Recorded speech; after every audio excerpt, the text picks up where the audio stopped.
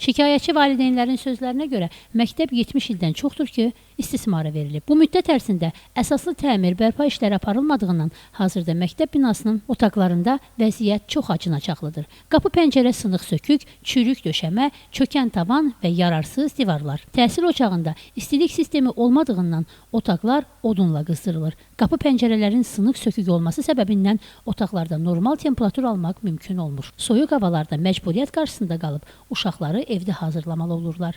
Bundan əlavə, məktəb köhnə olduğundan şagirdlərin başına bit düşür. Bu səbəbdən uşaqlar məktəbə getmək istəmirlər deyə valideynlər qeyd ediblər. Bu üçün gərəkli övlad kimi yetişdirilməsi daim dövlətin diqqət mərkəzində saxlanılır. Əlavə olaraq bildirək ki, gələcəkdə Ucar rayon Qaracalı kənd 1 nömrəli tam orta ümumi təhsil məktəbinin tikintisi, onun əsaslı təmiri, müasir avadanlıqla təminatı, istilik sisteminin bərpası, ümumilikdə infrastrukturun yenilənməsi növbəlik əsasında həyata keçiriləcəkdir. Cəmilə Nəsir qızı Aqil Əsədov, Həcər Həsənova bugün informasiya proqramı üçün.